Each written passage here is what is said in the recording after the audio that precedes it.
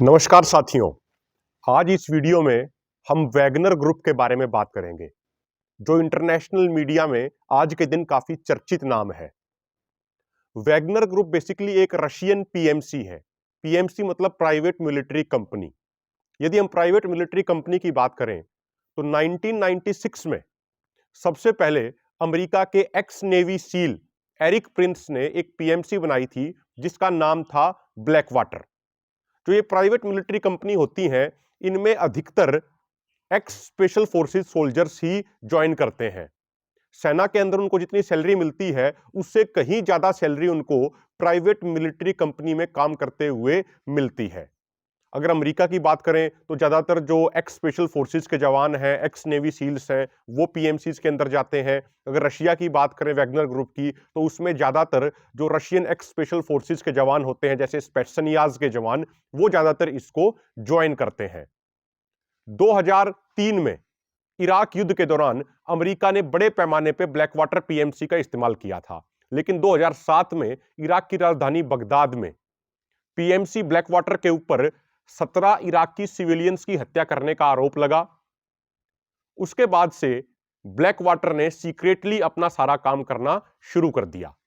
आज हम बात कर रहे हैं रशिया के वैगनर ग्रुप की, तो उसी पे वापस आते हैं। जो वैगनर ग्रुप है, ये बनाया येवगनी प्रिगोजिन ने। येवगनी प्रिगोजिन को पुतिन का शेफ भी बोला जाता है। ये एक रशियन बिलियनियर है। उनको पुतिन का शेफ इसलिए बोला जाता है क्योंकि इनकी अपनी एक कैटरिंग कंपनी भी है और क्रेमलिन के जितने भी कैटरिंग संबंधित काम होते हैं वो इनकी ही कंपनी को सौंपे जाते हैं, इसलिए इनको पुतिन का शेफ भी बोला जाता है। लेकिन समय के साथ अब धीरे धीरे क्रेमलिन के अंदर इनकी इंपॉर्टेंस, इनकी वैल्यू बढ़ती जा रही है। यदि हम वैगनर ग्रुप की शुरुआत की बात करें तो सबसे पहले 2014 में जब रशिया ने यूक्रेन के क्राइमिया शहर को एनेक्स किया था, तो उस समय इंटरनेशनल मीडिया के अंदर यह कहा जा रहा था कि क्राइमिया में रशिया के little soldiers with green berets आए हैं। असल में वो लिटिल सोल्जर्स विद जो ग्रीन बैरेट्स थे वो वैगनर ग्रुप से ही ताल्लुकात रखने वाले सोल्जर्स थे।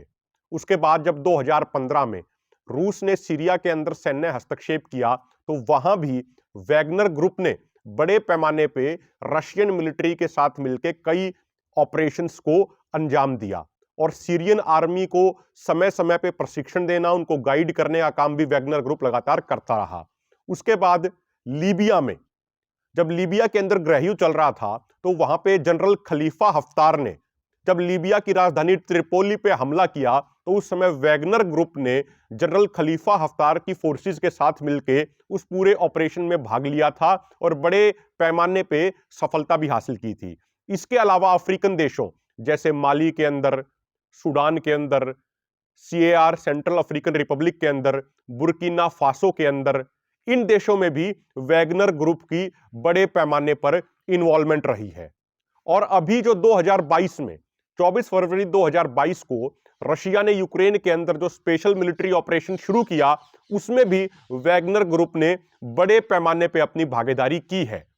यदि हम इसके वर्किंग स्टाइल की बात करें तो पहले वैगनर ग्रुप एक स्पेशल फोर्सेस की तरह था। इसमें लगभग सिलेक्टेड सोल्जर्स ही इसमें होते थे।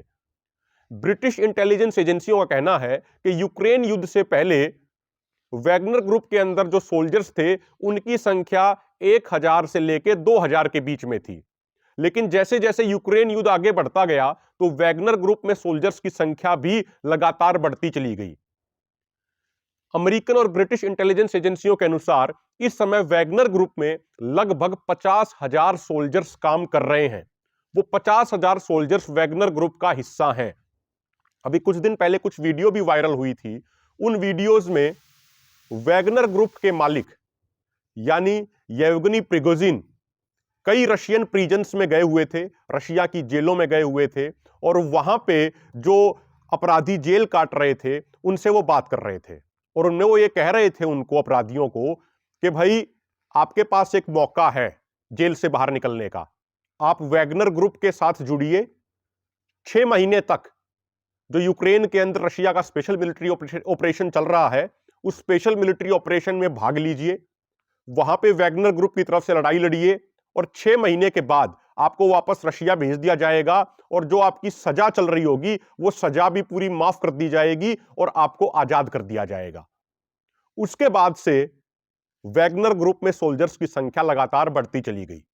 तो जो अपराधी रशिया की जेलों में थे उनको बाहर निकाल के ट्रेनिंग दी गई। उसके बाद 6 महीनों तक उनको यूक्रेन के अंदर स्पेशल मिलिट्री ऑपरेशन में भेजा गया और कुछ ही दिन पहले जो पहला ग्रुप था उनका जब 6 महीने का कॉन्ट्रैक्ट पूरा हो गया तो उनको वापस रशिया में भेजा गया और उनकी सजा पूरे तरीके से माफ कर दी गई। इसके अलावा जो वैगनर ग्रुप के मालिक हैं येवगनी प्रिगोजिन, उनका और Russian defence minister Sergei Shoigu का भी 36 का आंकड़ा बताया जाता है।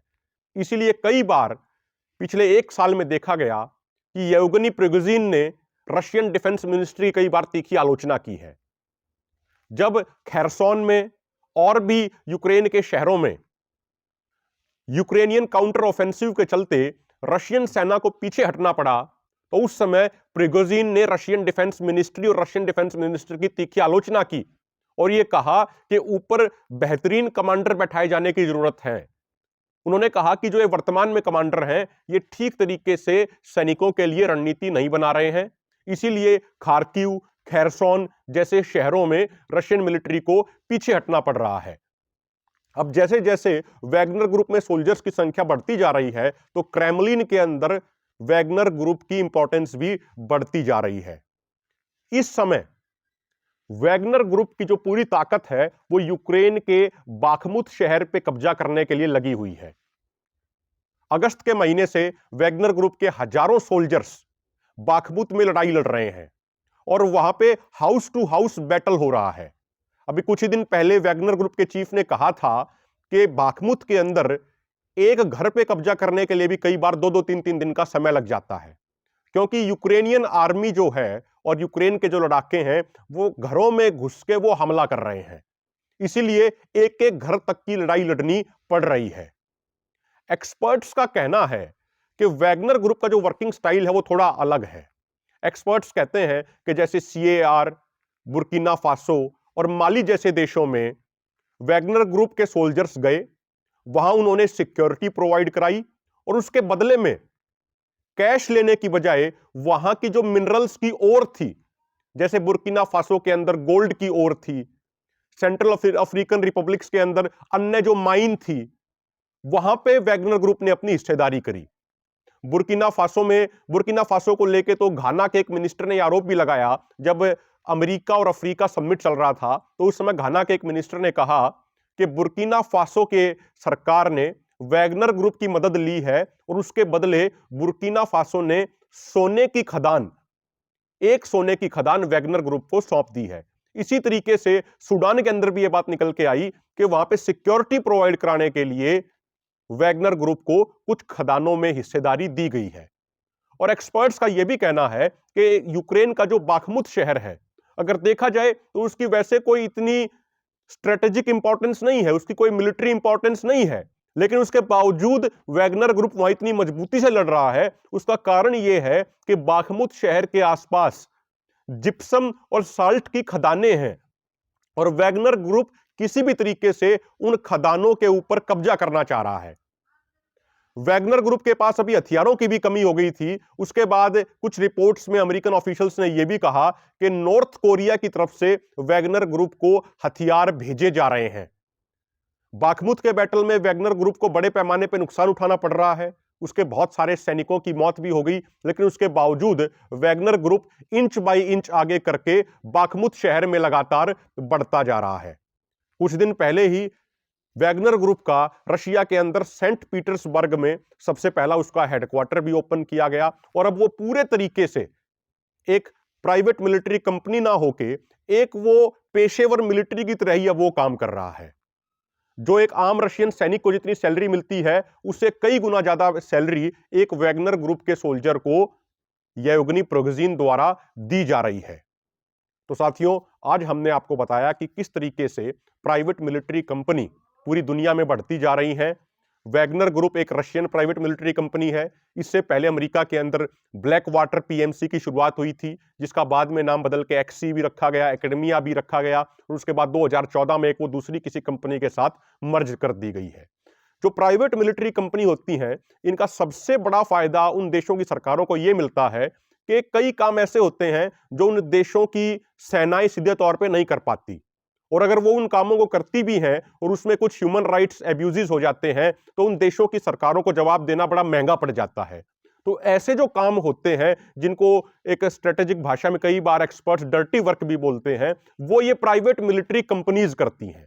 जैसे इराक युद्ध के दौरान अमेरिका के ऐसे बहुत सारे काम ब्लैक वाटर ने किए, और जब उनके ऊपर सवाल उठने शुरू हुए तो अमेरिका की सरकार ने कह दिया कि भाई ये तो प्राइवेट मिलिट्री कंपनी ने किए हैं, हमारी सरकार का इससे कोई लेना देना नहीं है। ठीक उसी तरीके से रशिया की जो फॉरेन पॉलिसी को आगे बढ़ाने के लिए, रशिया की अपनी स्ट्रेटेजिक पॉलिसी को दुनिया में और मजबूत करने के लिए जो कुछ कामें रशियन मिलिट्री नहीं कर सकती, वो काम रशिया की तरफ से वैगनर ग्रुप उनका लगातार करता आ रहा है।